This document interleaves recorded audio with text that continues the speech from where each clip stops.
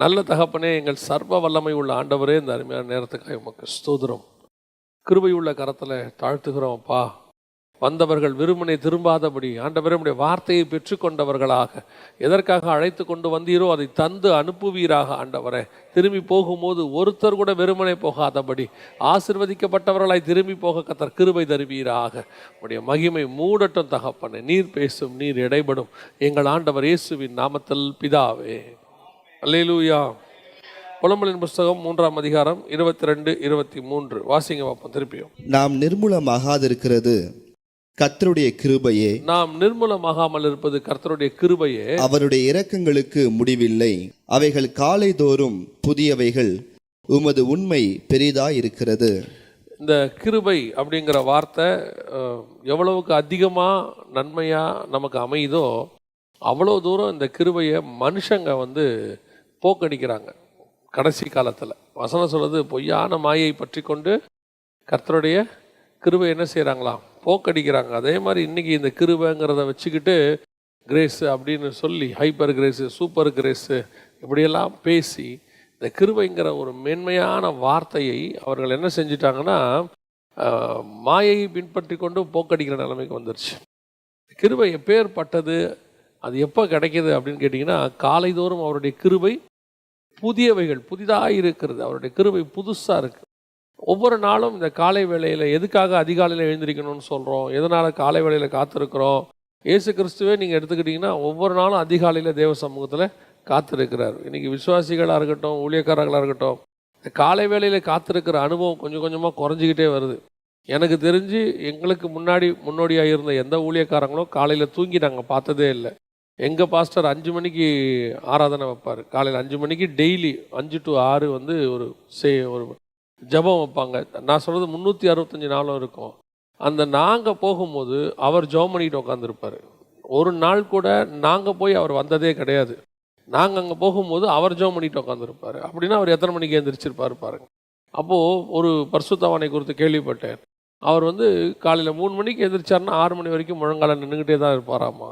அதாவது இந்த காலைதோறும் ஏன் இந்த காலையில் சிலர் இந்த ஜபத்தை ரொம்ப இழிவாக பேசுகிறவங்களாம் வந்துட்டாங்க. இந்த கடைசி காலத்தில் ஜபமே தேவையில்லைங்கிறவங்களாம் வந்த காலம் ஆகிப்போச்சு. சரியாக ஜபிக்க வேண்டிய அவசியம் இல்லைன்றது. ஆனால் இந்த காலைதோறும் அவருடைய கிருபை எப்படி இருக்கிறதா, புதிதாக இருக்குது. இந்த கிருபை காலையில் நமக்கு எந்த அளவுக்கு அது நம்மளை எப்படி இருக்குன்னா, வசனம் சொல்லுது, நாம் நிர்மூலமாகாமல் இருப்பது. பல நேரங்களில் நீங்கள் காலை வேளையில் கர்த்தருடைய சமூகத்தில் உட்கார்ந்துருப்பது. அப்போது ஏசாயா 50ஆம் அதிகாரம் 4வது வசனம் சொல்லுது, இளைப்படைந்தவனுக்கு சமயத்துக்கு ஏற்ற வார்த்தை சொல்ல நான் அறியும்படிக்கு கர்த்தராகிய ஆண்டவர் எனக்கு கல்விமானின் நாவை தந்தள்ளினார். காலைதோறும் என்னை எழுப்புகிறார். கற்றுக்கொள்ளுகிறவர்களைப் போல நான் கேட்கும்படி என் செவியை கவனிக்க செய்கிறார். நல்லா கவனிங்க. இயேசு கிறிஸ்துவை பற்றின ப்ராஃபஸி இது. அவரை பற்றி சொல்லும்போது வசனம் சொல்லுது, காலைதோறும் பிதாவாகிய தேவன் அவர் என்ன பண்ணுறாரா, எழுப்புகிறார். இயேசு கிறிஸ்துவே காலையில் எழுந்திரிச்சு தான் அந்த நாளைக்குரியதை பிதா கிட்ட பெற்றுக்கொள்கிறார். இயேசு கிறிஸ்துக்கிட்ட பிதா எல்லா ஸ்டஃப்பையும் 3.5 வருஷத்துக்கு தேவையானதெல்லாம் மொத்தமாக எழுதி கையில் கொடுத்துட்டு, எப்பா இந்த ஃபைலில் எல்லாத்தையும் போட்டு வச்சுருக்கிறேன், டெய்லி படிச்சுக்கோன்னு சொல்லலை. இந்த மெமரி கார்டில் போட்டு வச்சுருக்கிறேன், பார்த்துக்கோன்னு சொல்லலை. இல்லைன்னா அந்த காலத்துக்கு ஏற்ற மாதிரி புத்தகச் சுருளில் எழுதி கொடுத்துருக்கேன். இல்லை, வசனம் சொல்லுது, ஒவ்வொரு நாளும் நீ காலையில் தான் வாங்கிக்கணும், டெய்லி காலையில் வாங்கணும். அதனால தான் ஆண்டவர் சொல்கிறார், மன்னாவை டெய்லி தான் போய் எடுக்கணும்.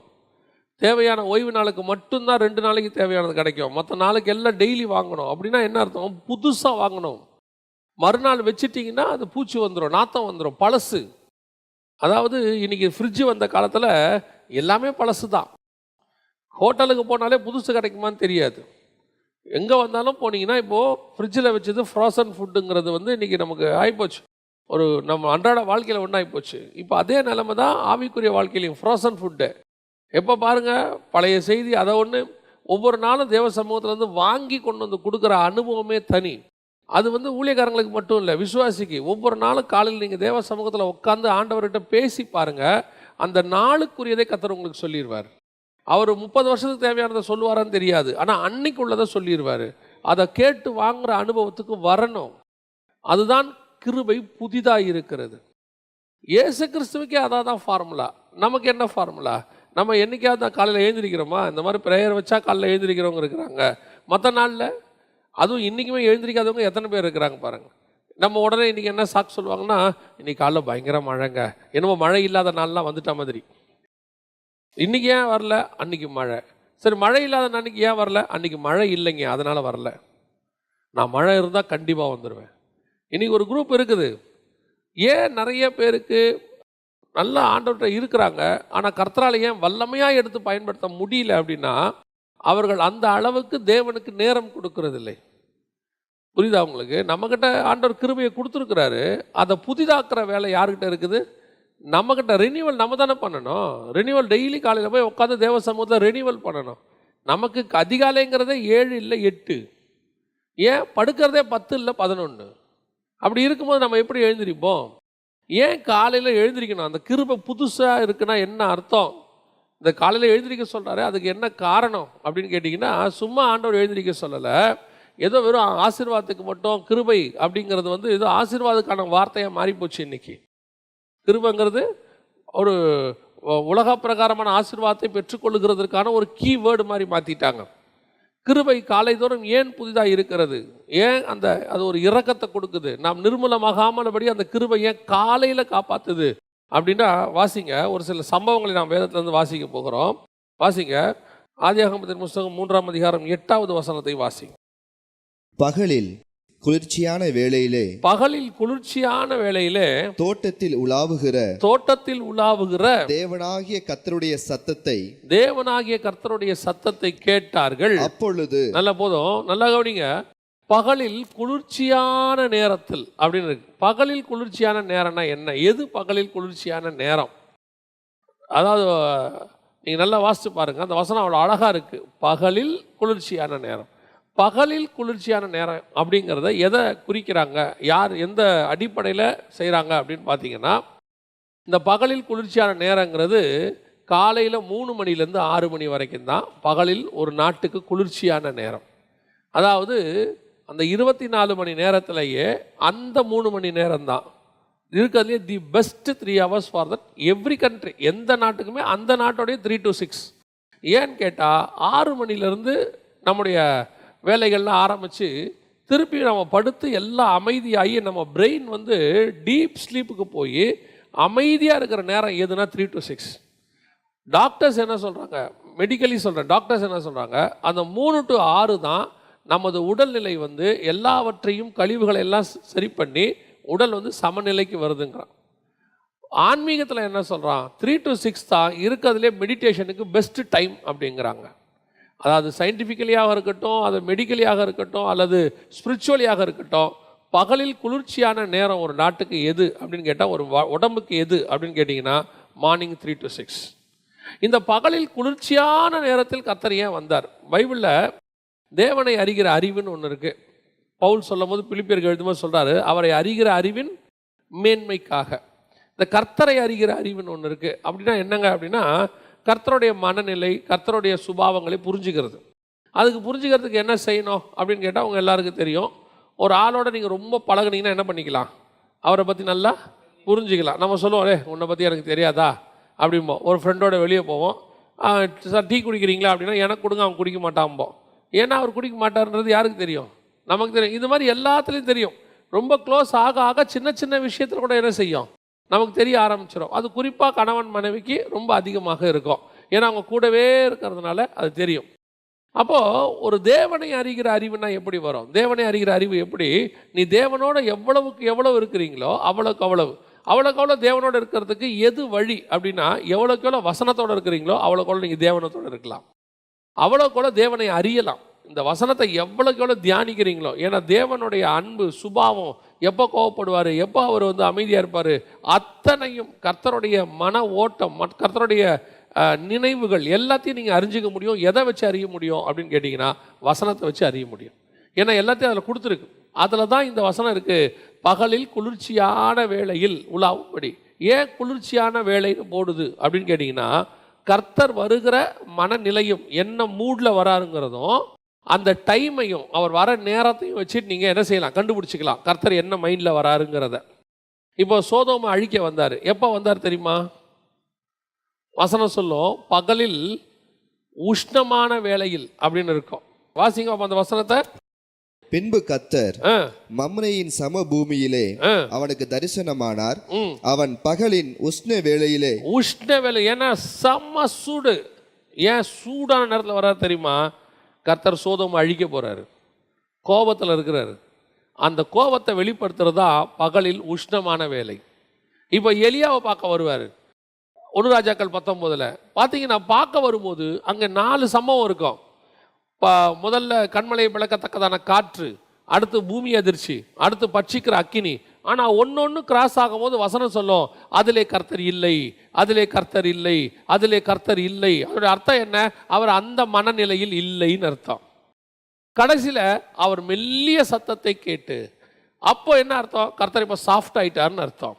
இதுதான் கர்த்தரை அறிகிற அறிவு. இது வந்து ஒரு பார்ட் 0.01 மாதிரி. இந்த மாதிரி நிறைய இருக்குது. அப்போ இந்த இடத்துல பகலில் குளிர்ச்சியான வேலை ஏன் வரார் தெரியுமா? அவருக்கு தெரியும், நான் செஞ்சுட்டு போன எல்லாத்தையும் ஒருத்தன் கொலாப்ஸ் பண்ணிட்டான் கீழே.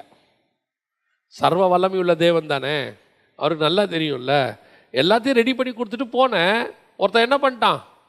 அது எப்படிங்க தெரியுமான்னு கேட்டிங்கன்னா, மேலே மலையில் மோசையோடு பேசிக்கிட்டு இருப்பார், கீழே சொல்லுவார் ஜனங்கள் தங்களை கெடுத்து கொண்டார்களும்பார். இவர்கிட்ட தான் பேசிக்கிட்டு இருப்பார். கீழே நடக்கிற விஷயத்தை இவன்கிட்ட சொல்லுவார், நீ கீழே இறங்கிப்போ, ஜனங்க என்ன பண்ணிட்டாங்க, தங்களை கெடுத்து கொண்டார்கள். யோசுவா சொல்கிறான், யுத்த சத்தம் போல கேட்குது. இவன் சொல்கிறான், இல்லை இல்லை, அவங்க எல்லாம் கொலாப்ஸ் ஆகிட்டாங்க அப்படின்ட்டான். இதுதான் இப்போ ஆண்டவர் ஏன் பகலில் குளிர்ச்சியான வேலையில் வராரு அப்படின்னு கேட்டிங்கன்னா, பகலில் காலையில் அதிகாலையில் குளிர்ச்சியான வேலையில் போனால் அவன் எவ்வளவுதான் கொலாப்ஸ் பண்ணியிருந்தாலும் அவனை மன்னிக்கிற இடத்துல நான் போக முடியும். லேலூயா. அதுதான் கர்த்தர் அவனை மீட் பண்ணுற வர நேரம். ஏன் வராரு? அவன் வசனம் சொல்லுது, ஓசியாவின் புஸ்தகம் 6ஆம் அதிகாரம் 7வது வசனத்தை வாசிங்க. ஓசியாவின் புஸ்தகம் 6ஆம் அதிகாரம் 7வது வசனம் வாசிங்க. அவர்களோ ஆதாமை போல் உடன்படிக்கையை மீறி. ஆதாம் என்னத்தை மீறினாரு? உடன்படிக்கையை மீறிட்டாரு. என்ன உடன்படிக்கை? கர்த்தருக்கும் அவருக்கு ஒரு உடன்படிக்கை இருந்துச்சு. ஆதாம், இந்த தோட்டத்தை நீ பார்த்துக்கோ, நான் உன்னை ஆசீர்வதிக்கிறேன், நீ ஆண்டு கொள்ளுங்கள், சகலத்தையும் கொடுக்குறேன், நீங்கள் பலுகி பெருகுங்க, எல்லாம் ஒரு உடன்படிக்கை கர்த்தர் பண்ணியிருந்தாராம் அவனோட. இப்போ மொத்த உடன்படிக்கையும் க்ளோஸ் பண்ணிட்டான், அக்ரிமெண்ட் ஓவர் ஆயிடுச்சு. இப்போ வசனம் சொல்லுது, ஆதாமை போல் உடன்படிக்கையை மீறி. இவனை இந்த உடன்படிக்கை மீறின நேரத்தில், நான் கோபத்தின் நேரத்தில் சந்திச்சா என்ன ஆகும் தெரியுமா? ஆதாம் என்ன ஆகும்? பட்சிக்கிற அக்கினி. அவரு பட்சிக்கிற அக்கினி. ஒரு இடத்துல வசனம் சொல்லுது, அவர் எரிச்சல் உள்ள தேவன். இவ்வளோ தூரம் ரெடி பண்ணி எல்லாத்தையும் கொடுத்துட்டு போயிருக்கிறேன், சிம்பிள் வேலை தான். ஒன்று சொன்னேன், இந்த எல்லாத்தையும் சாப்பிட்டுக்கப்பா, பூமியில் இருக்கிற அத்தனையும் சாப்பிட்டுக்கப்பா, இந்த ஒன்றை மட்டும் சாப்பிடாத. அவன் எல்லாத்தையும் விட்டுட்டு அந்த ஒன்றை மட்டும் சாப்பிட்டான் பாருங்க, நமக்கு எப்படி இருக்கும் யோசிச்சு பாருங்க. வீட்டில் இருக்கிற நம்ம ஒரே ஒரு விஷயத்தை தான் நம்ம சொல்லுவோம், அந்த ஒரு விஷயத்தில் தான் அவங்க தப்பு பண்ணுவாங்க. அப்பாவுக்கு எப்போ ரொம்ப கோவம் வரும் தெரியுமா? என்ன இந்த பர்டிகுலராக இதை செய்யாதேங்கிற, நீ என்ன பண்ணுற, அதைத்தான் செய்கிற. நியாயமாக அப்பா என்ன பண்ணியிருக்கணும்? ஆதாம அந்த இடத்துல மொத்தத்தையும் க்ளோஸ் பண்ணி போட்டிருக்கணும். நீங்கள் நல்லா கவனிச்சு பார்த்தீங்களா? கர்த்தருடைய வாயில் ஆதாம சபிச்சார்னு வரவே வராது. வசனம் சொல்லும், உன் நிமித்தம் பூமி சபிக்கப்பட்டிருக்கோம், உன்னை என்னெல்லாம் சபிக்க முடியாது. ஏன்? நான் பகலில் குளிர்ச்சியான வேலையில் உன்னை பார்க்க வந்திருக்கிறேன். இப்போ நான் வந்தது எனக்கு தெரியும், நீ கொலாப்ஸ் பண்ணிட்டேன்னு. இப்போ நான் வந்தது உன்னை சபிக்க வரல, இப்போ நீ பாவம் செஞ்சுட்ட, இந்த பாவத்துக்கு மத்தியில் உன்னை எப்படி காப்பாற்றலான்னு நான் வந்திருக்கிறேன். உன்னை அழிக்க நான் வரல. அழிக்க வந்திருந்தா சபிக்கிற பூமியில் உன்னை சபிச்சிருப்பனே. நான் காயினை சபிச்சா மாதிரி உன்னை சபிக்கிறதுக்கு எவ்வளோ நேரம் ஆகும்? அவர் காயினை சபிச்சார்ல, அந்த தேவன் தானே. அவர் நினச்சிருந்தா ஆதாம என்ன பண்ணலாம்? சபிக்க முடியும். அவர் அவ்வளோ தெளிவாக சொல்கிறாரு, உன் நிமித்தம் பூமி சபிக்கப்பட்டிருக்கோம். அவ்வளோதான். அந்த இடத்துல கூட பாருங்க, கர்த்தர் ஆதாமுக்கு என்னென்ன சொன்னாரோ அத்தனையும் அவன் நன்மைக்கு தான் சொல்லியிருப்பார். உனக்கு நெத்தி வேர்வை வரும், நீ உழைச்சி சாப்பிடுவ. காரணம் என்ன? அந்த நெத்தி வேர்வை வந்தால் தான் உன் பாடி ஆக்டிவாக இருக்கும். நீ சாகிறதுன்னு முடிவாகி போச்சு, ஆனால் சாகிற வரைக்கும் நீ நல்லா இருக்கணும், சாகிற வரைக்கும் சந்தோஷமாக இருக்கணும். அதுக்கு ஒரே வழி என்னென்னதை சொல்லி கொடுத்துட்டு போவார். ஏன் காலை தோறும் அவருடைய கிருபை புதிதாக இருக்குது தெரியுமா? நீ காலையில் காத்திருக்கும் போது ஒருவேளை நாம் உடன்படிக்கையை தவறுதலாக மீறி விட்டாலும் கூட, தெரிந்து செய்தாலும் கூட, அவருடைய கிருபை உன்னை என்னையும் பாதுகாக்கிறது. நாம் நிர்மூலமாகாதபடிக்கு. அன்னைக்கு கர்த்தர் நினச்சிருந்தா ஆதாம என்ன பண்ணியிருக்கலாம்? க்ளோஸ் பண்ணி போட்டிருக்கலாம். அதுதான் இன்னைக்கு உங்களுக்கு எனக்கும் பெரிய ஆசீர்வாதம். ஏன் காலையில் காத்திருக்க சொல்கிறோம், தேவ சமூகத்தில் எழுந்துறீங்கன்னு சொல்கிறோம். தேவ சமூகத்தில் கர்த்தரோட இருந்து நீங்கள் பழகிட்டீங்கன்னா, நான் ஒருவேளை நான் சொல்கிறது நீங்கள் அப்படி செய்யணும்னு சொல்லலை, சம்டைம்ஸ் ஏன்னா விழுந்து போகாதவன் எனக்கு தெரிஞ்சு இயேசு கிறிஸ்துவை தவிர உலகத்தில் ஒருத்தரும் கிடையாது. ஏதோ ஒரு நிலையில் ஏதோ ஒரு இடத்துல ஒரு சின்ன பலகீனம் வருது, நம்ம விழறோம். அந்த விழற நேரத்தில் கூட நம்மை நிர்மூலமாகாமல் பாதுகாக்கிறது அவருடைய கிருபை. அந்த கிருபை நீங்கள் பெற்றுக்கொள்ள வேண்டியதுக்கு காத்திருக்கிற நேரம் எது தெரியுமா? காலை தோறும். ஒவ்வொரு நாளும் நீங்கள் காலையில் காத்திருந்துங்க. அந்த காலையில் கர்த்தர் வரும்போது உன்னிடத்தில் அநேக காரியங்களை பேசுவார். உன்னுடைய அக்கிரமங்கள் அநீதி அவன் போய் மறைஞ்சு கொள்கிறான் பாருங்கள். அந்த இடத்துல அவன் அத்தி இலையில் ஆடையை செஞ்சு போட்டுக்கிறான். இந்த தேவன் என்ன பண்ணுறான் தெரியுமா? அவனுக்கு ஒரு பலி செலுத்தி ஒரு மிருகத்தை அடித்து ஒரு தோலுடைய எடுத்து அவனுக்கு போட்டுட்டு அந்த தோலை வச்சு அவனை மூடுறார். இது ஏதோ சாதாரணமாக அவனுக்கு ட்ரெஸ் வாங்கி கொடுத்ததுக்கு அர்த்தம் இல்லை, அது உடன்படிக்கை. அவனோடு கூட ஆண்டவர் என்ன செய்கிறார் தெரியுமா? ஒரு பிரமாணத்தை ஏற்படுத்துகிறார் தோல் உடையில். அதுதான் ஆசாரிப்பு கூடாரத்தில் ஆண்டவர் தபசு தோலை போட்டு மூடினார். அதனுடைய அடையாளம் இவன் தான் மாம்சம். ஆசாரிப்பு கூடாரம் மனுஷன், அவன் மேலே ஆடையை போட்டு மூடுறார், தோலை போட்டு மூடுறார். இதெல்லாம் எங்கே நடக்குது? கர்த்தருடைய சமூகத்தில் காலை தோறும் அவருடைய கிருபை புதிதாக இருக்கிறது. ஒருவேளை நீங்கள் பலவீனப்பட்டிருந்தால் என்ன பண்ணணும்னு தெரியல, எப்படி தேவ சமூகத்துக்கு போகணும்னு தெரியல, பல நேரங்களில் நமக்கு ஒரு கில்ட்டினஸ் இருக்குது, செஞ்சிடறோம், பாவத்தில் விழுந்துடுறோம். நான் இதுக்கப்புறம் என்ன செய்கிறது? சிலருக்கு அதுக்கப்புறம் ஆண்டவர் சமூகத்துக்கு போகிறதுக்கு அவனுக்கே வெக்கப்படுவான். வெக்கப்பட்டு என்ன பண்ணுவோன்னா ஆண்டவர் டைம் போக மாட்டான், அதுக்கப்புறம் ஜெபம் பண்ண மாட்டாங்க, பைபிள் வாசிக்க மாட்டாங்க, சர்ச்சுக்கு வர மாட்டாங்க. ஏன்னா அவங்க எதனால் வரலன்னு சும்மா உட்காந்து பேசுனீங்கன்னா, நான் ஒரு பெரிய பாவம் பண்ணிட்டேங்க, இதோட எப்படிங்க சர்ச்சுக்கு வர்றது? நான் கேட்பேன், சர்ச்சுக்கு வராமல் வேறு எங்கே போய் அந்த பாவம் போகும்? சரி, ஆண்டவர்கிட்ட வரலன்னு வச்சுக்கோங்களேன், வேறு எங்கே போய் அதை தொலைப்பீங்க? அதுதான் யூதாஸுக்கும் பேதுருவுக்கும் இருந்ததான ஒரே வித்தியாசம். செஞ்சாச்சு பாவம், ரெண்டு பேரும் செஞ்சாச்சு, தொலைக்கிறதுக்கு ஒரு இடம் தான் இருக்குது. திருப்பி திருப்பி நீ எங்கே தான் வரணும்? எத்தனை தடவை விழுந்தாலும் அத்தனை முறையும் உன்னை காப்பாற்றுறதுக்கு ஒரு இடம் மட்டும்தான் இருக்குது. அந்த இடம் தேவ சமூகம் மட்டும்தான். ஏன்னா உனக்கு கில்ட்டியாக இருக்குதோ என்ன இருக்குதோ, நான் சொல்கிறேன், வெக்கப்பட்டுக்கிட்டு முகத்தை மூடிக்கிட்டாவது எலியா மாதிரி முன்னாடி நின்றுங்க, அது காப்பாற்றி விட்டுரும். நீங்கள் அதுக்கு பயந்துக்கிட்டு வேறு எங்கேயாவது போயிட்டீங்கன்னா உங்களை அது காப்பாற்றாது. அது யூதாசை நாண்டு கொண்டு சாகிற மாதிரி உன்னை மரணத்துக்கு நேராக நடத்திடும். காலை தோறும் அவருடைய கிருபை புதிதாக இருக்கிறது. 2வது வாசிங்க, ஆதியாகமத்தின் புஸ்தகம் 19ஆம் அதிகாரம் 15-16 வாசிங்க. ஆதியாகமத்தின் புஸ்தகம் 19ஆம் அதிகாரம் 15-16. கிழக்கு வெளுக்கும்போது அந்த தூதர் லோத்தை நோக்கி, பட்டணத்திற்கு வரும் தண்டனையில் நீ அழியாதபடிக்கு எழுந்து உன் மனைவியையும் இங்கே இருக்கிற உன் 2 குமாரத்திகளையும் அழைத்து கொண்டு போ என்று சொல்லி அவனை துரிதப்படுத்தினார்கள்.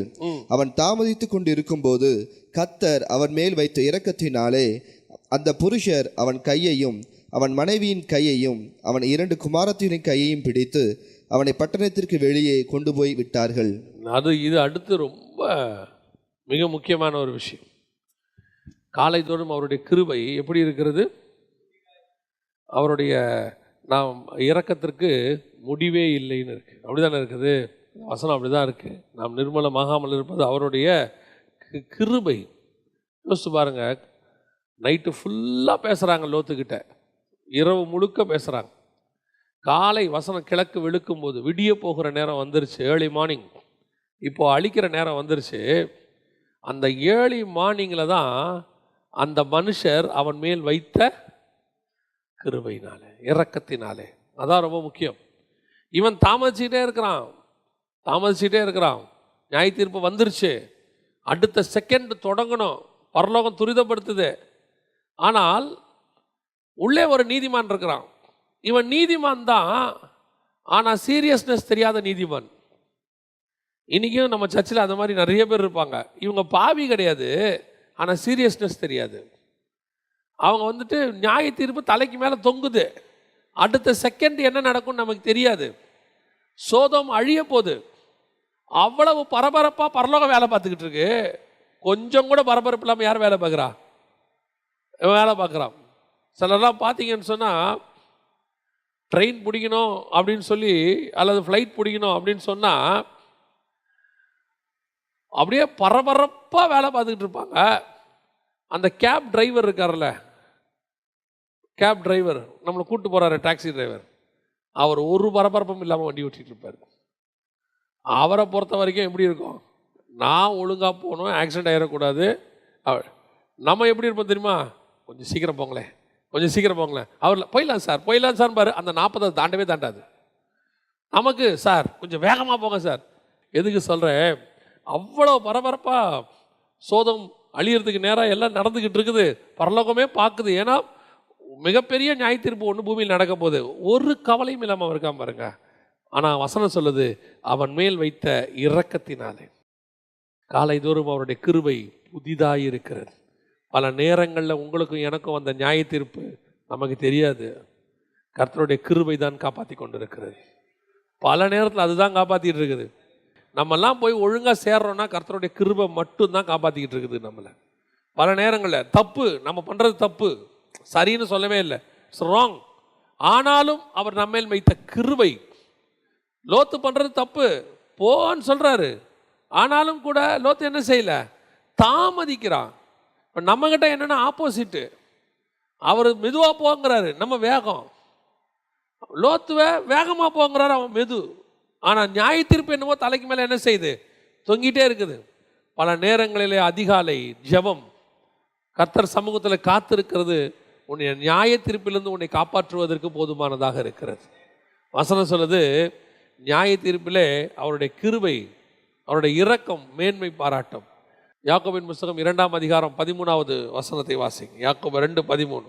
ஏனென்றால் இரக்கம் செய்யாதவனுக்கு இரக்கமில்லாத நியாய தீர்ப்பு கிடைக்கும், நியாய தீர்ப்புக்கு முன்பாக இரக்கம் மேன்மை பாராட்டும். இப்ப லோத்துக்கிட்ட வசனம் என்ன சொல்லுது, அவர்கள் அந்த மனிதன் மேல் வைத்த இரக்கத்தினால நியாய தீர்ப்புக்கு முன்பு இரக்கம் மேன்மை பாராட்டும். ஏன் அவன் மேல் வைத்த இரக்கம், அதுக்கு தான் சொல்றேன், காலைதோறும் அந்த இரக்கம் வருது பாருங்க. நியாய தீர்ப்புக்கு முன்பாக யாக்கோபுல சொன்ன தீர்க்க தரிசனமான வார்த்தை அது. உங்களுக்கும் எனக்கும் அப்படிதான். பல நேரங்களிலே கர்த்தர் நம்மை காப்பாற்றி கொண்டிருக்கிறார். இந்த காலை காத்திருக்கிற ஒரு அனுபவம் பல நியாய தீர்ப்பிலிருந்து உங்களை பாதுகாக்கும், பல அழிவுகளிலிருந்து உங்களை பாதுகாக்கும், பலவிதமான சோதனைகளிலிருந்து உங்களை பாதுகாக்கும். அதுக்கு தான் சொல்கிறோம், காலையில் எழுந்திரிங்கன்னு சொல்லி.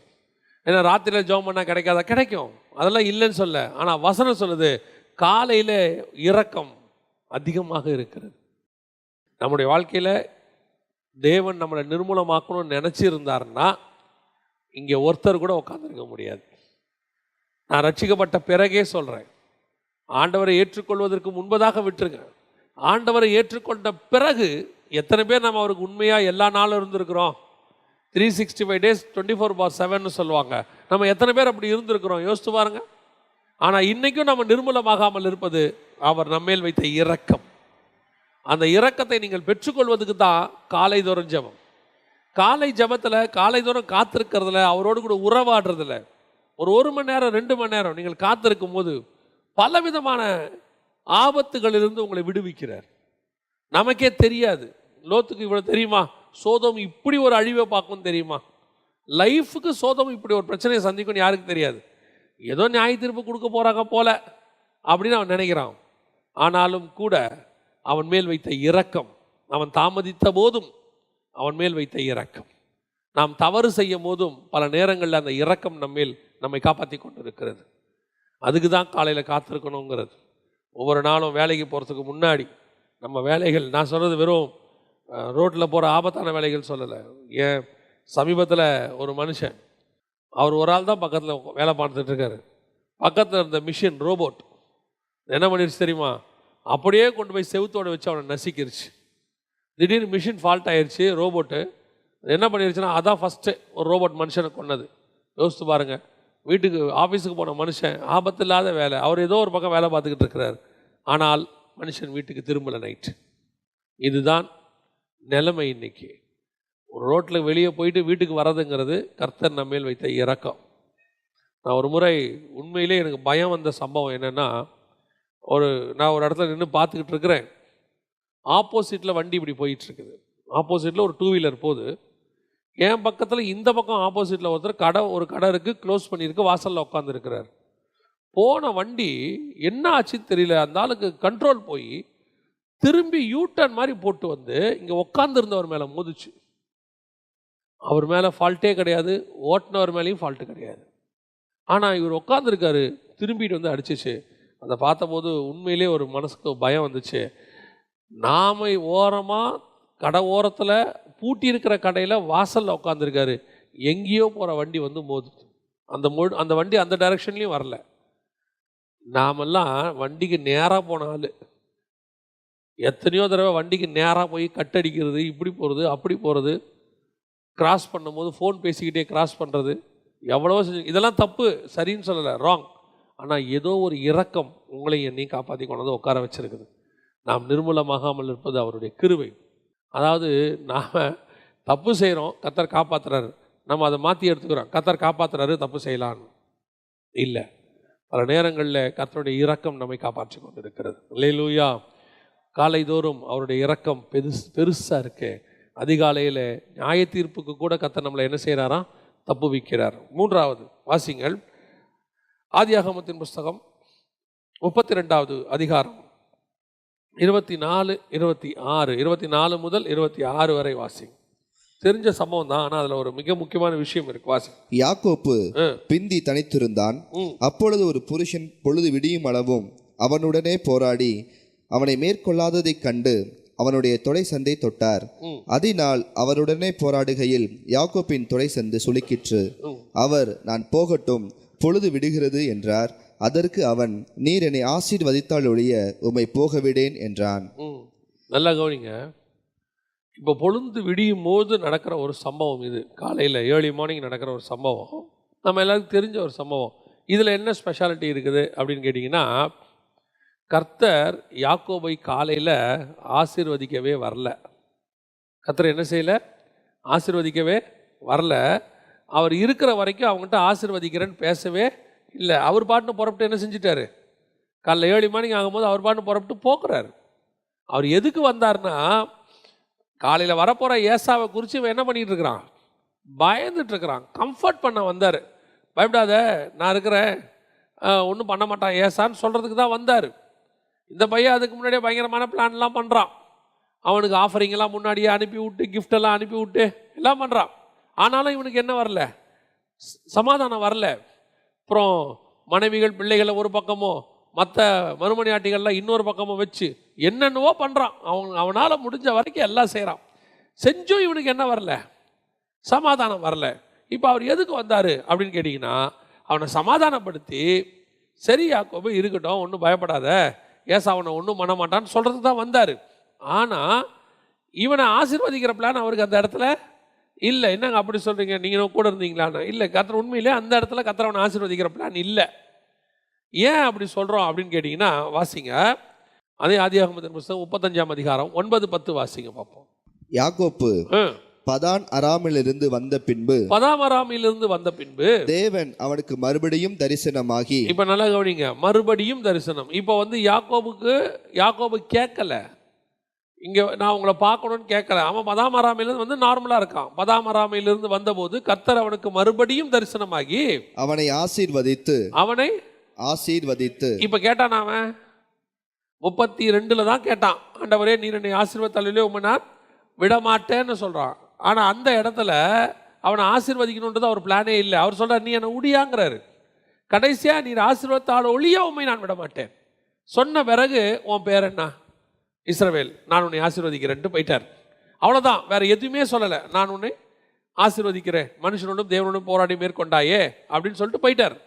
ஆனால் இங்கே பாருங்க, 10ஆம் ராமையில் வந்து கர்த்தர் மறுபடியும் அவனுக்கு தரிசனமாகி, வாசிங்க, அவனை ஆசீர்வதித்து இப்பொழுது உன் பேர் யாக்கோப்பு, இனி உன் பேர் யாக்கோப்பு என்னப்படாமல் இஸ்ரவேல் என்று உனக்கு பேர் வழங்கும் என்று சொல்லி. இப்போ இதை அவர் எங்க பண்ணிட்டாரு, 32லயே பண்ணிட்டாரு.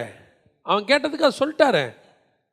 ஆனா 35ல் திருப்பி இவரே வந்து சொல்றாரு, இனி உன் பேர் யாக்கோபு எனப்படாமல் இஸ்ரவேல் எனப்படும்.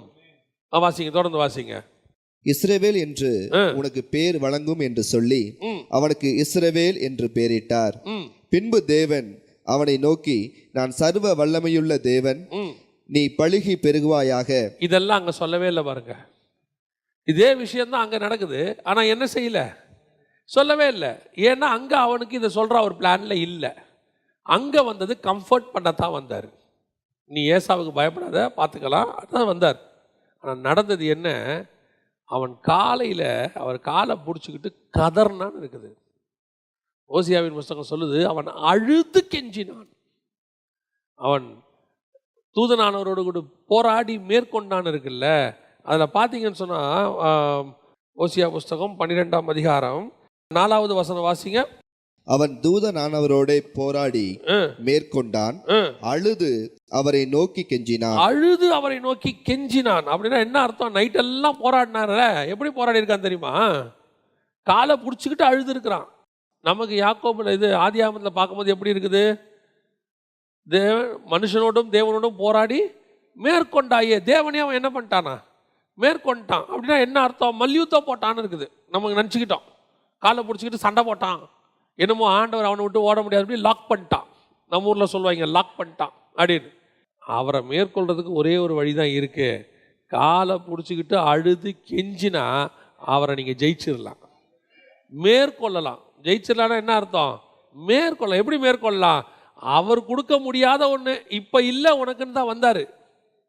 ஆசீர்வாதத்தை நான் இப்போ கொடுக்க வரல, ஆனால் நான் அழுது அந்த ஆசீர்வாதத்தை வாங்குவேன். நீர் கொடுக்க வரல, நான் வாங்குவேன். ஆனால் என்னால் வாங்க முடியும். என்ன யாக்கோபு விட? அதெல்லாம் விட முடியாது.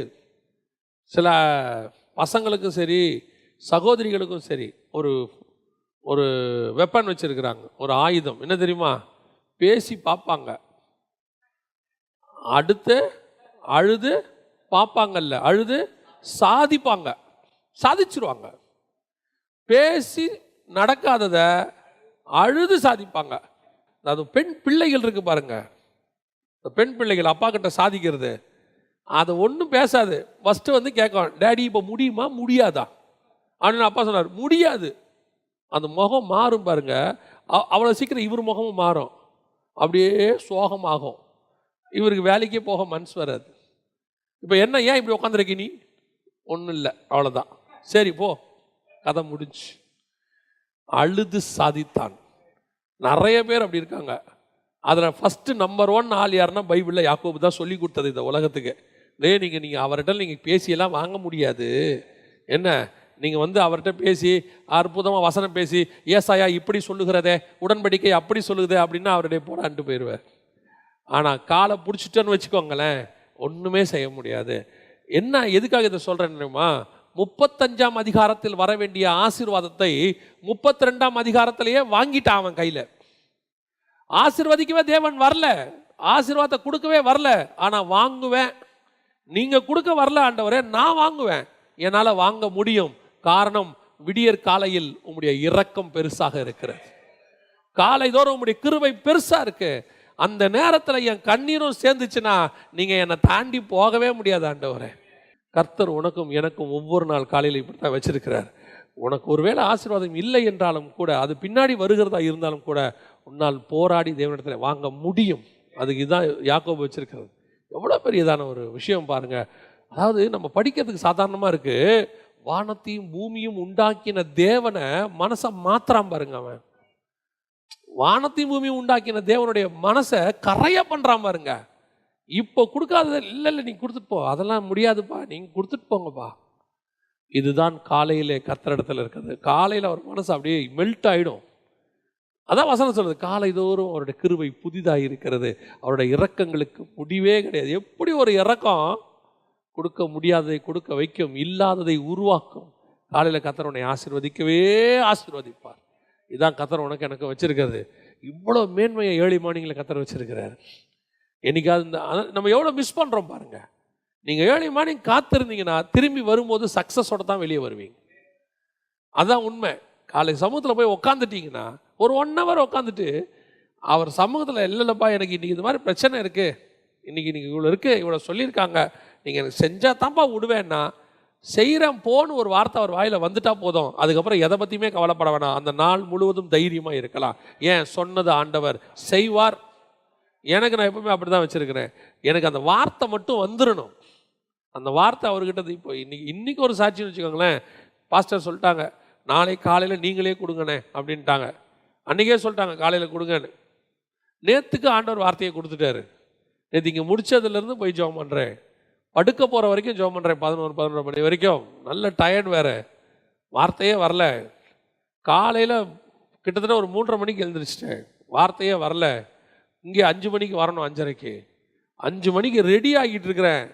அந்த ஒரு மனசில் சமாதானம் இல்லை. கொடுக்கலாம், இப்போ டைரியில் ஏற்கனவே பல செய்திகள்லாம் இருக்குது, தூசி தட்டி கொடுக்கலாம். இல்லை அதில் ஒன்று எடுத்து கூட நம்ம, ஏன்னா பழக்கப்பட்ட செய்தியை பேசுகிறது ரொம்ப ஈஸி, ஆல்ரெடி எக்ஸ்பீரியன்ஸ்டு.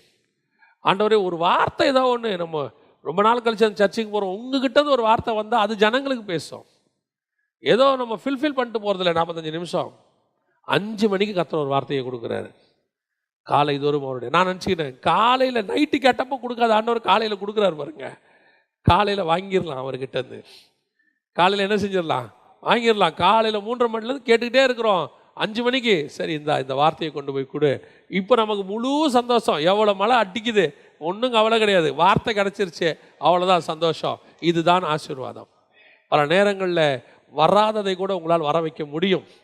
பல நேரத்தில் நீங்கள் யோசிக்கிறீங்க தெரியுமா, இது எனக்கு வராது, கிடைக்காது, சான்ஸே இல்லைன்னு. ஆண்டவர் சொல்கிறாரு, காலையில் என் சமூகத்துக்கு வா, நீ அவர் சமூகத்தில் உட்காந்து அழுது அவர் இருதயத்தை கரைச்சி, என்னடா இது உனக்கு தானே, சரி உனக்கு தான் போ அப்படின்றவர். அல்லேலூயா. கடைசியாக காலையில் என்ன நடக்குது சொல்லிவிட்டு நாம் ஜெபம் முடிக்கலாம். வாசிங்க மத்தேயு சுவிசேஷம் 28ஆம் அதிகாரம் 1-2 வசனங்களை வாசிங்க. ஓய்வு நாள் முடிந்து வாரத்தின் முதலாம் நாள் விடிந்து வருகையில் மகதலேனா மரியாளும் மற்ற மரியாளும் கல்லறையை பார்க்க வந்தார்கள்.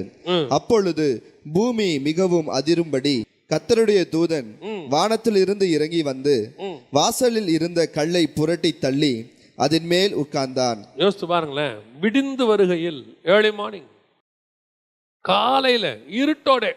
இன்னொரு காஸ்பல்ல இருக்குது, இருட்டோட காலையில் ஏர்லி மார்னிங். எங்கே ஓடுறாங்க, கல்லறைக்கு ஓடுறாங்க. ஓடும்போது வசனம் சொல்லுது, ஒரு தூதன் இறங்கி கல்லை புரட்டி போட்டார். இப்போ இயேசு கிறிஸ்து 3 நாள் முன்னாடியே, 3 நாள் இரவும் பகலும் பூமியின் வயிற்றில் இருப்பார். 3 நாள் இரவும் பகலும் இருந்துட்டார். இது அந்த ஓய்வு நாள் முடிஞ்சு அந்த வாரத்தின் முதலாம் நாள் அப்படின்னு இருக்குது. அந்த விடிந்து வருகையில் 3 days ஓவர், வியாழன் வெள்ளி சனி முடிஞ்சிருச்சு. ஞாயிற்றுக்கிழமை காலையில், நம்ம புரிதலுக்காக சொல்கிறேன், ஞாயிற்றுக்கிழமை ஏர்லி மார்னிங் போகும்போது வசனம் சொல்லுது, இயேசு அந்த என்னைக்கு சிலுவையில் அறையப்பட்டாரோ அன்னைக்கே காவலுள்ள ஆவிகளுக்கு போய் பிரசங்கம் பண்ண போயிட்டார் கீழே. நீங்கள் நினைக்கக்கூடாது 3 நாளும் டெட் பாடியாக கிடந்தார், ஒன்றும் பேச்சு மூச்சு இல்லாமல் இருந்தார், இயேசு கிறிஸ்துக்கு ஒரு வேலையும் இல்லை, நல்லா ஹாயாக 3 days ரெஸ்ட் எடுத்தார். இல்லை, வசனம், இன்று நீ என்னோடு கூட பரதீசியில் இருப்பாய். ஜீவனுள்ள ஒரு தேசம் அது, அங்கே போயிட்டாரு. இவனை கொண்டு போய் விட்டுட்டு போகிறதுக்கு முன்னாடி இந்த காவலுள்ள ஆவிகளுக்கெல்லாம் பிரசங்கத்தை பண்ணி அவங்களையும் பிக்கப் பண்ணி, வாங்க நம்ம எல்லாம் போவோம். யார், மேல் பாதாளத்தில் இருக்கிற பழைய ஏற்பாட்டு பரிசுத்தவான்கள் எல்லாரையும் கூட்டிகிட்டு பேரடைஸுக்கு போயிட்டு அந்த வேலையெல்லாம் முடிச்சு, இப்போ இயேசு 3ஆவது நாள் வரார். வரும்போது பார்த்தீங்கன்னா இயேசு இன்னும் படுத்து இருந்து விட்டு வரல, இயேசுவும் உள்ள வேலை பார்த்து தான் இருந்திருக்கிறார். ஆனால் வசனம் சொல்லுது, 3ஆம் நாள் விடிந்து வருகையில் கல்லறை திறக்கப்பட்டது, பூமி அதிரும்படி கல்லறை திறக்கப்பட்டது. வசனம் என்ன இருக்கு, வானத்தில் இறங்கி வாசந்த கல்லை புரட்டி தள்ளி அதன் மேல் உட்கார்ந்தான். இதோட அர்த்தம் என்ன தெரியுமா, அதுக்கு முன்னாடி உள்ள அத்தனை காரியத்தையும் கர்த்தர் புதுசாக்க போறார். பழையவைகள் எல்லாம் ஒளிஞ்சு போகுது, நியூ விஷயத்தை ஸ்டார்ட் பண்றார். நியூ கவனன்ட், புதிய உடன்படிக்கையை ஸ்டார்ட் பண்ண போறார். பாவ மன்னிப்புக்கு பிறகு பூமி புதுசா இன்னைக்கு தொடங்குது. புரியுதா? ஏதோ சாதாரணமான விஷயம் இல்லை. 4000 வருஷத்தினுடைய பாவத்தை அன்னைக்கு சுமந்து தீர்த்து முடிச்சிட்டார் இயேசு. Everything over. இப்போ புது பூமி பிறக்குது. எப்படி? நல்லா கவனிங்க. எப்படி முதல் 2000 வருஷத்துல தண்ணியில பூமியை கழுவுனார் ஆண்டவர், புரியுதா? கழுவி நியூ புதுசா பூமி அன்னைக்கு ஸ்டார்ட் ஆகிற மாதிரி. அது நோவா காலத்தில் பேழையிலேருந்து வெளியே வந்து, நோவா பேழையை விட்டு வெளியே வந்து புது பூமியை ஸ்டார்ட் பண்ணுற மாதிரி. அது இப்போ இயேசு கல்லறையிலேருந்து வெளியே வந்து புது பூமியை ஸ்டார்ட் பண்ணுறாரு. ஏன்? அப்போ தண்ணியால் கழுவினாரு, இப்போ ரத்தத்தால் கழுவி முடிச்சிட்டார். நியூ கவர்னன்ட் ஸ்டார்ட் ஆகுது. எப்போ ஸ்டார்ட் ஆகுது தெரியுமா? விடிந்து வருகையில், ஏர்லி மார்னிங். முதல்ல வாசிச்சோம், காலையில் வரும்போது ஆதாம் உடன்படிக்கை மீறினான். அந்த உடன்படிக்கையை ஆண்டவர் மன்னித்து அவனை அழிக்காம வச்சுக்கிட்டார். ஆனா இங்க அதிகாலை விடிந்து வருகையில், அதே குளிர்ச்சியான வேளையில் அவன் மீறின உடன்படிக்கையை கர்த்தர் புதிதாக்கி விட்டார். நியூ கவர்னன்ட். இவர் தான் 2ஆம் ஆதாம். புரியுதா? அவன் தோட்டத்திலிருந்து செஞ்ச தப்ப இவர் கெத்சமனே தோட்டத்திலிருந்து கல்வாரிக்கு போய் புதுசாக்குறார். விடிந்து வருகையில் நியூ கவர்னன்ட், புது பூமி கர்த்தர் புதிதாக்கி நம்ம கையில் கொடுத்தார். அதுக்கு முன்னாடி இருந்தது வேறு, அதுக்கப்புறம் இருக்கிறது வேறு. அந்த செப்பரேஷனை குறிக்கிறதா விடிந்து வருகையில். உங்களுக்கும் எனக்கும் ஆண்டவர் அப்படிதான் ஒவ்வொரு நாள் காலையிலையும் புதிதான காரியத்தை வச்சிருக்கிறார். காலை தோறும் அவருடைய கிருபை, அதுதான் புது கவர்னன்ட். காலையில் ஓப்பன் ஆச்சு புது கிருபை.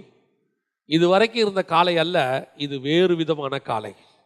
இந்த காலையில் கர்த்தருடைய பழைய மரணத்தை ஒழிச்சிட்டார், உன் பழைய பாவத்தை ஒழிச்சிட்டார், உன்னுடைய சாபங்களை ஒழிச்சிட்டார், உன்னுடைய கட்டுகளை ஒழிச்சிட்டாரு. இப்போ எல்லாமே புதுசு, நியூ. அது எப்போ கிடைக்கும் தெரியுமா? காலையில் தான் கிடைக்கும். அப்போ ஆண்டவர் சொல்கிறாரு, அந்த காலையில் போகிற மகதலேனா மரியாளுக்கு தான் அது கிடச்சிச்சு. பாருங்க, பேதுரு அப்போஸ்தலர், யோவான் அப்போஸ்தலர், 11 அப்போஸ்தலர் எல்லாரும் சொல்லுவாங்க, கர்த்தர் யாருக்கு தரிசனமானார்? முதல்ல மகதலேனா மரியாளுக்கு தரிசனமானார். மகதலேனா மரியாள் வீட்டில் இருந்து கர்த்தர் போய் மகதலேனா மரியாளை வீட்டில் பார்த்தாரா? இல்லை, மகதலேனா மரியாள் கல்லறைக்கு வந்ததுனால கர்த்தர் மகதலேனா மரியாளை பார்த்தாரா? கல்லறைக்கு வந்ததுனால அவர் முதல் தரிசனம் மகதலேனா மரியாளுக்கு கொடுக்கணுங்கிறதல்ல, முதல்ல பார்க்க வந்தது அதனால தான் அவரை பார்த்தா. இப்போ மகதலேனா மரியாளுக்கு முதல்ல காலங்கத்தால பேதுரு வந்திருந்தா, அப்போ கர்த்தருடைய நோக்கம் மகதலேனா மரியாளுக்கு தான் கொடுக்கணும் இல்லை. கர்த்தருடைய நோக்கம், யார் என்னை காலையில் தேடி வருகிறானோ அவனுக்கு தான் என் முதல் தரிசனம். அது காட்ஸ் பிளான். மகதலேனா மரியாள் என்பது ஒரு சபை, ஸ்திரீக்கு அடையாளம். எந்த சபை காலைதோறும் காத்திருக்கிறதோ அந்த சபை கர்த்தரை காலையிலே பார்க்கும். காத்திருக்கிற சபை விடிந்து வருகையில், ஏர்லி மார்னிங். இயேசு உயிர்த்தெழுந்தாரா இல்லையா தெரியாது. இப்போ நாங்கள் வந்தது செத்த உடம்புக்கு சுகந்த வர்க்கத்தை போடத்தான் வந்தோம். நாங்கள் வந்தது பழசாக ஏதாவது ஒன்று கிடைக்கும் தான் வந்தோம். நாங்கள் வந்தது இன்னும் பெருசாக எதிர்பார்த்து வரல. ஆனால் நாங்கள் வந்த நேரம் புதுசு கிடைக்கிற நேரம். அதுதான் காலை தோறும் அவருடைய கிருபை புதிதாக இருக்கிறது. நீ காத்துருங்களேன், உன் அறிவுக்கு எட்டாத எத்தனையோ காரியத்தை கர்த்தர் காலையில் செய்வார். நான் ஒரு காரியத்தை சொல்லிவிட்டு முடிக்க விரும்புகிறேன். இது நெகட்டிவ் பேரபிள் மாதிரி, நெகட்டிவ் எக்ஸாம்பிள் மாதிரி, சரியா?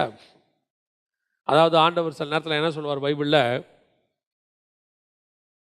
புளித்த மாவுக்கு சமானமாய் பரலோக ராஜ்யம் இருக்கிறது என்பார். புளித்த மாவுங்கிறது பரிசேயர் சதுசேயருடைய கள்ள உபதேசம். அதை ஏன் பரலோக ராஜ்யத்துக்கு கம்பேர் பண்ணுறார் அப்படின்னா, எப்படி இந்த புளித்த மாவு மற்ற மாவெல்லாம் மாற்றுமோ அந்த மாதிரி ஒரு கள்ள உபதேசம் எப்படி ஒரு மனுஷனை மாற்றுமோ அந்த மாதிரி பரலோகம் அதை விட வேகமாக செய்யுங்கிறார். கம்பேரிசன். அந்த மாதிரி தான் இப்போ நான் உங்களுக்கு சொல்கிறேன். நாம் காலை தூரம் காத்திருந்தா கர்த்தருடைய கிருபை புதுசாக இருக்குன்னு சொல்கிறோம்ல, புதுசான காரியம் கிடைக்குதுன்னு சொல்கிறோம்ல. இந்தியாவிலே ஒரு பெரிய பிஸ்னஸ் மேன் இருக்கிறார், நம்பர் 1ன்னு வச்சுக்கோங்களேன். இன்றைக்கி நம்பர் 1 or 2ல் இருக்கிறார். அந்த மனுஷனை பற்றி சமீபத்தில் பேசிகிட்டு இருக்கும்போது, காலையில் அந்த மனுஷன் கூப்பிடுவாரான் 3 மணிக்கு 4 மணிக்கு. அந்த ஆள் ஏன் காலையில் எழுந்திரிக்கிறான்? முதல்ல நாம் காலையில் கர்த்தரை சந்திக்க எழுந்திரிக்கிறோம், கரெக்ட் தானே? ஏன்னா நமக்கு காலையில் கர்த்தருடைய கிருபை இருக்குது, கர்த்தர் காலையில் வராரு, நம்ம தப்பு பண்ணால் மன்னிக்கிறாரு, நியாய தீர்ப்பில் பாதுகாக்கிறாரு, உடன்படிக்கையை புதுப்பிக்கிறாரு, அதனால நம்ம காலையில் எழுந்திரிக்கிறோம். நியாயம், நமக்கு ஒரு ரீசன் இருக்குது. இது எதுவுமே யாருக்கு இல்லை?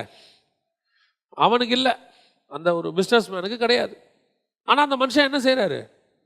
காலையில் எழுந்திரிச்சிட்டு 3 மணி 4 மணிக்கு எழுந்திரிச்சிட்டு திடீர்னு கூப்பிடுவாராம் அவர் அசிஸ்டன்ஸை, வாங்க கொஞ்சம் பேசணும் பாரான். இப்போ அசிஸ்டன்ஸ் எல்லாம் எத்தனை மணிக்கு போகணும்? ரெடி பண்ணி போய் நிற்கணும். அவர் கூப்பிட்ட உடனே 1/2 hour போயிடணும். 3 மணி 4 மணிக்கு உட்காந்து பேசிகிட்டு இருப்பாங்க டீ குடிச்சிட்டு. யோசித்து பாருங்க, ஒரு உலக பிரகாரமாக காலையில் எழுந்திரிச்சு அந்த குளிர்ச்சியான நேலையில் அந்த மெடிடேட் பண்ணுற நேரத்தில் ஒருத்தங்க உட்காந்து தன் வேலையை பற்றி சிந்திக்கும் போது அவன் இந்தியாவிலே நம்பர் 1 மாறிடுறான். நம்ம சும்மா சாதாரணமாக பிள்ளைகளை சொல்லுவோம், நீங்கள் பார்த்துருக்கீங்களா, காலையில் படிடா. முந்திலாம் சொல்லுவாங்க, நம்ம ஸ்கூலில் சொல்லி கொடுப்பாங்க, காலை எழுந்தவுடன் படிப்பு. ஏன்னா அந்த நேரத்தில் நீ படிக்கும்போது அது மனசில் என்ன செய்யுது, லைஃப்பில் பதிஞ்சிரும், அப்படியே இருதயத்தில் பதிஞ்சிரும். அதுக்கு தான் அந்த ஏர்லி மார்னிங். இவங்கெல்லாம் ஸ்பிரிச்சுவலாக எழுந்திரிக்கல, இவங்கெல்லாம் ஃபிசிக்கலி ப்ராக்டிக்கல் லைஃபுக்காக அதை யூஸ் பண்ணுறாங்க. அந்த கால வேலையை நீங்களும் நானும் ஸ்பிரிச்சுவலி யூஸ் பண்ணால் எப்படி இருக்கும் பாருங்க. அவன் இந்தியாவையே பிடிக்கிறான்னா நீங்கள் நானும் உலகத்தையே பிடிக்க முடியும். ஸ்பிரிச்சுவலி சொல்கிறேன் பாருங்க. தொழுமரத்தில் கை காலையும் கட்டி ஒருத்தனை போட்டாங்க. வசனம் சொல்லுது, அவன் படுத்து தூங்கலை, அவன் காயத்தை நம்ம என்ன பண்ணல, மேன்மைப்படுத்தலை. அவன் அடித்தாங்க பிடிச்சாங்க, அவன் பான் ஜெயிலில் போயிட்டு என்ன பண்ணுறான் தெரியுமா, பாட்டு பாடிக்கிட்டு இருக்கிறான். அவன் பாருங்க பாட்டு பாடிக்கிட்டு இருக்கான், தூங்கலை. பேதுரு ஜெயிலில் தூங்கினார், 4 பேர் செத்தான். அவர் ஜெயிலை விட்டு போனவொடனே என்ன ஆயிடுச்சு, 4 பேர் செத்தான். பிடிச்சி என்ன பண்ணிட்டாங்க, அவனை கொலை பண்ணிட்டாங்க. ஆனால் பவுல் சிறைச்சாலையில் துதித்து பாடினா 4 பேர் ரட்சிக்கப்பட்டான். அல்லேலூயா. இதான் முக்கியம். நீ காலையில் காத்திருந்து உபத்திரவத்துக்கு மத்தியில் ஜெபம் பண்ணிப்பார், கர்த்தர் உன்னுடைய விஷனை உலக விஷனாக மாற்றுவார், ஜீவனை கொடுக்குற விஷனாக மாற்றிடுவார். இன்றைக்கி நாம் ஏர்லி மார்னிங்கை மறந்துட்டோம், ஏர்லி மார்னிங்கை இழந்துட்டோம். காலையில் எழுந்திரிக்காத குடும்பம் உருப்படாது. இல்லைங்க, நாங்கள் லேட்டாக படுக்கிறோம். படுக்காத, 10 மணிக்கு படுங்க. என்ன பண்ண போகிறீங்க, எதுக்கு வாட்ஸ்அப் உட்காந்து பார்த்துக்கிட்டு இருக்கிறீங்க, எதுக்கு உட்காந்து ஃபேஸ்புக் பார்த்துக்கிட்டு இருக்கிறீங்க, எல்லாத்தையும் 10 மணிக்குள்ளே முடிங்க. ஏர்லி மார்னிங் 3 மணிக்கு 4 மணிக்கு எழுந்திரிங்க. எதுக்காக தெரியுமா, நீங்கள் எழுந்திரிக்கிறது உங்களுக்காக மட்டும் இல்லை, உங்களுக்கு வருகிற நியாய தீர்ப்பிலிருந்து தப்பிப்பதற்காக, உங்களுடைய பாவங்களிலிருந்து விடுதலை பெறுவதற்காக, உங்களுக்கு வைத்த ஆசீர்வாதத்தை நீங்கள் புதுப்பித்துக் கொள்வதற்காக. You can get the new கவர்னன்ட், புது உடன்படிக்கையை தேவனிடத்தில் பெற்றுக்கொள்வதற்காக ஆண்டவர் சொல்கிறார், காலை வேளையிலே நீ காத்திரு, அவருடைய கிருபை காலைதோறும் புதிதாக இருக்கிறது. நம்ம ஜெபம் பண்ண போகிறோம் தேவ சமூகத்தில். எல்லா கண்களை மூடுவோமா. நன்றி ஆண்டவரே, கோடான கோடி ஸ்தோத்திரம் அப்பா. காலைதோறும் உம்முடைய கிருபை புதிதாக இருக்கிறது ஆண்டவரே. Thank you Jesus. நன்றி ஆண்டவரே, உமக்கே மகிமை மகிமை மகிமை மகிமை. நம்ம சாராள் நவரஞ்சம்மா அழகாக ஒரு பாட்டு பாடுவாங்க, காலை தோறும் இன்ப ஜெபத்தியானமே, கருணை பொற்பாதம் காத்திருப்பேன், அதிகாலையில் அறிவை உணர்த்தி தேவன் என்னோடு கூட பேசுவார் அப்படின்னு சொல்லி. இது ஏசாயா 50:4 வச்சு தான் அந்த பாட்டே. இயேசு கிறிஸ்துவை பற்றின பாட்டு தான் அது. அதிகாலையில் அறிவை உணர்த்தி. உங்கள் பிள்ளைகளை காலையில் எழுந்திரிக்க வைங்க, எழுப்புங்க. 5 மணி 5:30 மணிக்கு பிள்ளைகளை எழுப்புங்க. 6 மணிக்கு மேலே தூங்குறது சரியே கிடையாது. குடும்பத்தில் முந்தியெல்லாம் சில ஆவிக்குரிய குடும்பங்களில் போய் பார்ப்போம், காலைல 4 மணிக்கு கணவன் ஒரு பக்கம் மனைவி ஒரு பக்கம் ஜெபம் பண்ணிக்கிட்டு இருப்பாங்க. ஜெபம் பண்ணிட்டு வந்து பிள்ளைகளை எழுப்புவாங்க, எழுந்திரிச்சு பைபிள் வாசிங்க சொல்லுவாங்க. இன்னைக்கு குடும்பமே தூங்குது. You have so many reason. எனக்கு உடம்பு சரியில்லை, மழை பெய்யுது, கொஞ்சம் பலவீனமாக இருக்குது, நைட்டு கொஞ்சம் வேலை டைட் ஆயிடுச்சு. இந்த ரீசனை பவுல் சொல்லியிருந்தா அன்னைக்கு அந்த சிறைச்சாலை குடும்பம் தப்பிச்சிருக்குமான்னு பாருங்க. அடிச்சு அவனை தொங்க விட்டுருக்காங்க, சாதாரணமா இல்லை. ஆனால் அவன் தூங்கலை பாருங்க. நைட்டு நாளை காலையில் எங்கள் அண்ணன் என்னை கொல்லுவானோங்கிற பயம், நைட்டு தூக்கம் வரல பாருங்க அவனுக்கு. காலையில் வரைக்கும் தேவனோட போராண்டி கிடைக்காத ஆசீர்வாதத்தை வாங்கிட்டான் பாருங்க. அது அன்னைக்கு கிடைக்க வேண்டிய ஆசீர்வாதமே கிடையாது, ஆனால் அவன் வாங்கிட்டான். அந்த தேவன் உங்களுக்கும் எனக்கும் அதே மாதிரி வச்சுட்டு காத்துக்கிட்டு இருக்கிறாரு. நீங்க வாங்க முடியும் அந்த ஆசீர்வாதத்தை. உனக்கு இல்லாத ஆசீர்வாதமா இருந்தாலும் காலையில் நீ காலை பிடிச்சிட்டு கதறினா கர்த்தர் கொடுப்பார், கொடுக்காம போக மாட்டார். உனக்குரியதை கர்த்தர் தருவார். நம்ம ஜெபம் பண்ணுவோமா ஆண்டவர்கிட்ட, ஆண்டவரே என்னை ஆசீர்வாதத்தால் ஒழிய உம்மை நான் விட மாட்டேன் ஆண்டவரே. எனக்கு என்ன வச்சிருக்கீங்களோ அதை கொடுங்கப்பா. ஆண்டவரே, என்னுடைய அக்கிரமங்கள் அதிகம் ஆண்டவரே, ஒரு விஷயம் என்னை மன்னிச்சிடுங்கப்பா. ஆண்டவரே, பகலில் குளிர்ச்சியான நேரத்தில் வந்தால் சாக வேண்டிய என்னை கூட நீங்கள் மன்னிச்சு விட்டுருவீங்க ஆண்டவரே. நான் காலையில் காத்திருக்கிறேன்ப்பா. தீர்மானம் எடுங்க. இனி எவ்வளோ வேலை என்னவா இருந்தாலும் சரி, ஒருவேளை நீங்கள் வேலை பலுவில் நைட்டு லேட்டாக படுத்தாலும் சரி பரவாயில்ல, ஒரு அரை மணி நேரமாக தேவ சமூகத்தில் நின்றுடுங்க. காலையில் 5 மணிக்கு மேலே தூங்குற விசுவாசி நல்லதில்லை, 4 மணிக்கு மேலே தூங்குறது ஊழியனுக்கு நல்லதில்லை. நீ தேவ சமூகத்தில் 4 மணிக்கு 3 மணிக்கு நின்றுட்டினா பாரு, உனக்கு டிஃப்ரென்ஸ் தெரியும், ஒரு பெரிய மாற்றம் தெரியும். கர்த்தர் உங்களையும் உங்கள் குடும்பத்தையும் ஊழியத்தையும் ஆசீர்வதிக்கிறதை நீங்கள் பார்க்க முடியும். ஆசீர்வதிக்காமல் தேவன் போகவே மாட்டார். நாம் ஜெபிக்கலாம். சர்வ வல்லமை உள்ள எங்கள் ஆண்டவரே, அருமையான நேரத்திற்காய் ஸ்தோத்திரம். கிருபையுள்ள கரத்தில் தாழ்த்துகிறோம். நாங்கள் சபையாக இன்னைக்கு மட்டும் இல்லை ஆண்டவரே, ஒவ்வொரு நாளும் சமூகத்தில் காத்திருக்க கிருபை பாராட்டும். ஆசீர்வாதத்தை பெற்றுக்கொள்ள கிருபை தாரும் ஆண்டவரே. யாக்கோபு எப்படி ஆசீர்வாதத்தை போராடி வாங்கினானோ அதே போல எங்கள் சபை போராடி வாங்க கிருபை பாராட்டும். உங்களுடைய கிருபையுள்ள கரத்தில் தாழ்த்துகிறோம் எங்கள் ஆண்டவர் இயேசுவின் நாமத்தில் பிதாவே.